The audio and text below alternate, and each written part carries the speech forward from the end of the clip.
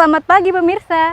Berita Padang hadir kembali hari ini bersama saya Adini dan sejumlah informasi telah kami siapkan untuk Anda. Berikut selengkapnya.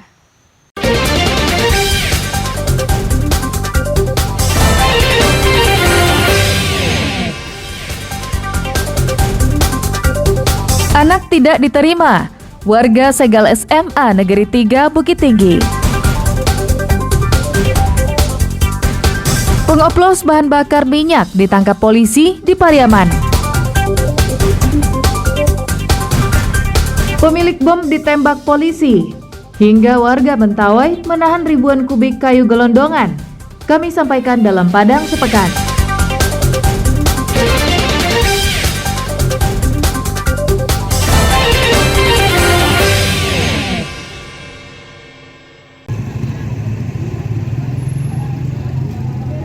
Puluhan warga bersama tokoh adat Kurai Limojorong, Kamis pagi menyegel SMA Negeri 3 Bukit Tinggi.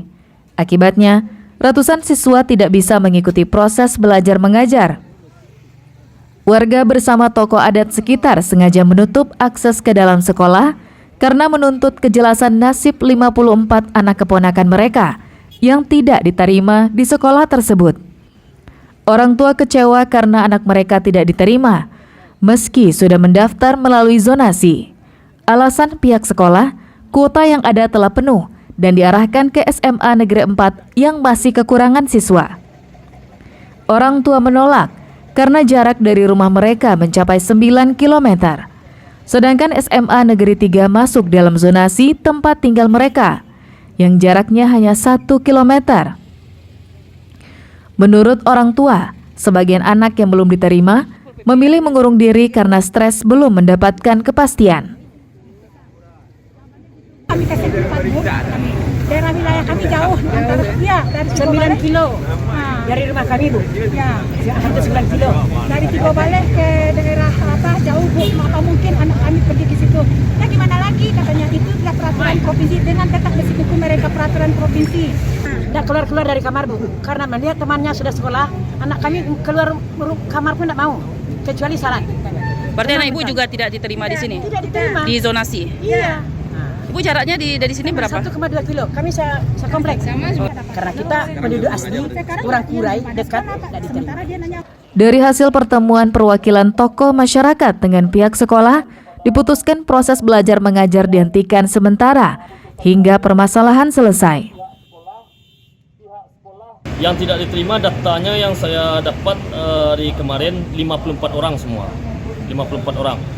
Jadi kalau pihak sekolah bilang keterbatasan lokal.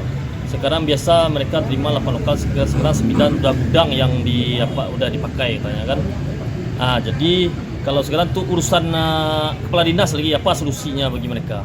Kepala SMA Negeri 3 Bukit Tinggi menuturkan, tahun ajaran ini mereka telah menerima 294 siswa yang dibagi menjadi 9 rombongan belajar. Jumlah itu meningkat dari tahun sebelumnya yang hanya menampung 8 kelas baru. Tadi di mana mereka mau belajar gitu. Masalah kita itu sebenarnya bukan nggak mau menerima gitu kan. Kemudian yang kedua izinnya bagaimana? Sekarang berapa rombongan? 9. Sebelumnya 8 ya Pak ya? Sebelumnya 8. Nah karena kami mempertimbangkan juga kebutuhan masyarakat, makanya kita paksakan sekarang itu gudang kita bongkar, kita jadikan lokal ke 9. Makanya 3 lokal yang dari 9 itu sekarang itu selayaknya bukan lokal gitu. Nah, tapi darurat apa boleh buat. Sebelumnya, tokoh masyarakat telah menyampaikan permasalahan ini ke DPRD, Pemko, dan kantor cabang wilayah Dinas Pendidikan Sumbar saat rapat di gedung DPRD beberapa waktu lalu. Namun hingga kini belum ada solusi, sehingga masih banyak anak-anak yang belum mendapatkan kepastian sekolah mereka. Kasus seperti ini nyaris terjadi setiap tahun di Sumatera Barat. Jika ditilik, masalahnya sangat sederhana, yakni banyaknya warga yang tidak paham dengan sistem penerimaan peserta didik baru yang terdiri atas 4 jalur, yakni zonasi, afirmasi, perpindahan orang tua, dan jalur prestasi. Dari keempat jalur itu, zonasi mempunyai kuota terbesar, yakni 50%. Dina Amrina melaporkan dari Bukit Tinggi.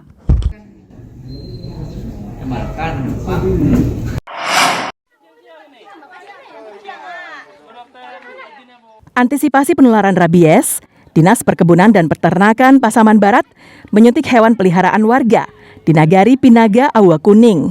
75 ekor hewan penular rabies seperti anjing, kucing, dan monyet disuntik vaksin HPR. Selain penyuntikan, petugas juga mengedukasi masyarakat tentang penanganan jika digigit hewan yang tertular rabies. Warga diminta segera mencuci anggota tubuh yang terkena gigitan menggunakan sabun dan air yang mengalir. Kemudian membawa ke puskesmas terdekat atau ke rumah sakit untuk mendapatkan perawatan. Warga antusias membawa hewan peliharaan mereka agar terbebas dari penyebaran rabies. Sebelumnya di Jorong Pinaga, 2 warga digigit anjing yang diduga terkena rabies. Namun, keduanya sudah mendapatkan penanganan medis. Kalau kami ucapan terima kasih bagi kami sebagai masyarakat Kejorongan Pinaga. Berarti pemerintah itu sudah memperhatikan keadaan kami. Udah ada itu. Yang kena gigit? Iya, yang kena gigit yang di muka rumah itu. Udah divaksin. Pernah nggak divaksin sebelumnya, Pak? Belum pernah. Belum pernah. Iya. Jadi ini mumpung gratis ya, Pak ya? Iya, gratis. Hewan peliharaan dan juga mungkin hewan-hewan liar juga kita upayakan, Pak.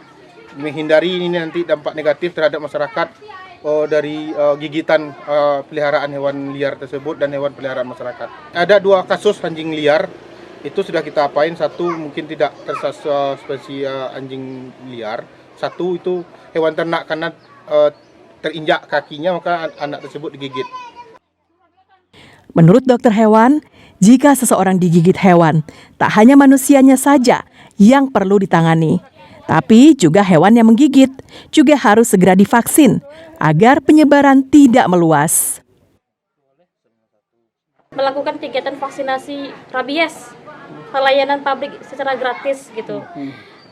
Kegiatan ini tujuannya untuk mengurangi kasus gigitan HPR, hewan penular rabies gitu. Kalau misalkan ada masyarakat yang kena gigit, pertama kali kita lakukan adalah kita ambil sabun. Kalau saya sih sabun batang ya, sabun batang yang biasa 3.000-an di kedai warung kedai gitu kan. Kemudian kita gosok di lokasi yang kena dengan air mengalir. Suntik vaksin rabies akan dilakukan selama beberapa hari di sejumlah lokasi yang rawan penyebaran rabies.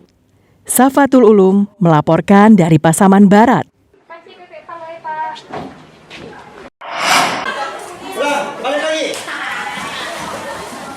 Ratusan siswa Sekolah Menengah Pertama Negeri 4 Padang mengikuti latihan menghadapi bencana gempa dan tsunami. Awalnya saat terjadi gempa, para pelajar berlindung di bawah meja. Setelah gempa berhenti, mereka diarahkan keluar kelas mencari lapangan terbuka. Titik kumpul ditetapkan di halaman sekolah yang beralamat di Pulau Karam, Kecamatan Padang Barat ini. Sambil menunggu informasi selanjutnya, pelajar diminta tetap waspada terhadap ancaman reruntuhan gedung di sekeliling mereka. Jika gempa berpotensi tsunami, para pelajar diminta pergi ke tempat aman yang jauh dari pantai. Simulasi menghadapi gempa dan tsunami ini merupakan salah satu materi yang diajarkan selama masa perkenalan lingkungan sekolah bagi siswa baru. Tujuannya agar anak didik baru memahami alur penyelamatan jika sewaktu-waktu terjadi gempa ataupun tsunami. Kita sengaja memperkenalkan bagaimana dalam tanggap darurat. Seandainya sewaktu-waktu terjadi bencana, seperti arahan dari Bapak Wali Kota Padang, Bapak Hendrik Septa, semua sekolah di pesisir pantai Kota Padang harus siap dalam tanggap bencana. Ini yang kita cobakan, kita praktekkan sekarang dalam rangka MPLS SMP Negeri 4 Padang. Kegiatan ini sangat bermanfaat bagi kami, dan kegiatan ini kami juga mengetahui bagaimana jalur-jalur yang kami lewati karena sekolah kami termasuk zona merah. Sebelumnya sudah pernah mengikuti pelatihan seperti ini? Sudah. Ini kali keberapa? Kedua.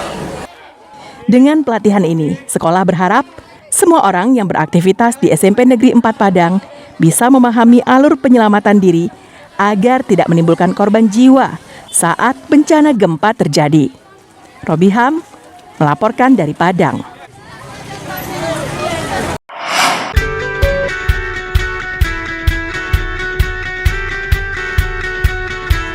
Kuliner bakso pasti tak asing lagi di masyarakat. Namun bagaimana dengan bakso iga keju lumer? Bakso yang satu ini memang berbeda dengan bakso yang biasanya.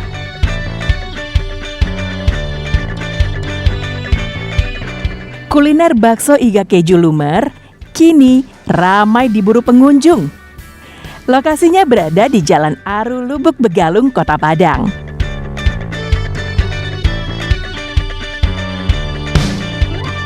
Lezatnya bakso yang dicampur iga atau tulang berbalut daging sapi ditambah keju ini menggugah selera.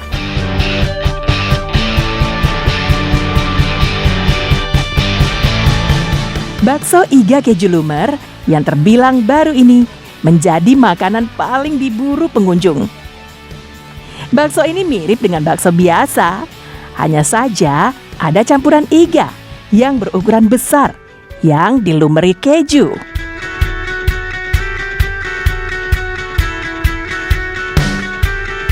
Selain rasanya yang enak, bakso iga ini juga lunak dan mudah dikunyah.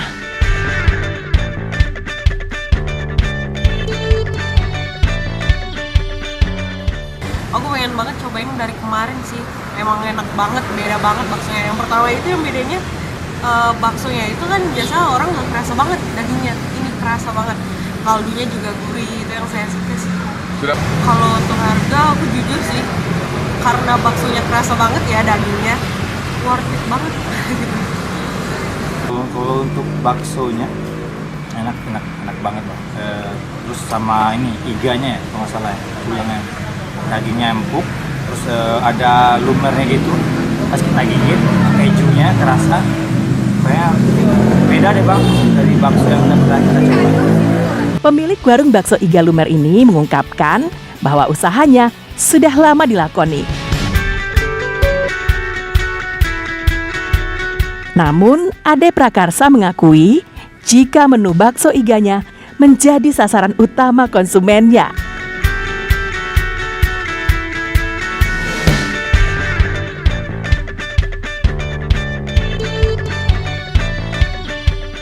Kan kebanyakan orang bakso itu sekarang kan udah banyak macam-macam variannya ya orang buat, dan kebetulan kita sebetulnya udah menu lama ini, cuman karena sebelumnya kita jarang dipublikasikan, orang belum tahu. Kalau kita untuk harga kita pilih untuk menengah ya, menengah, kita di kelas menengah, karena kisaran kita itu dari 15.000 sampai 40.000 yang termahal. Semuanya bisa dinikmati bersama teman ataupun keluarga, dan dengan merogoh kocek mulai dari Rp15.000 hingga Rp40.000 per porsinya.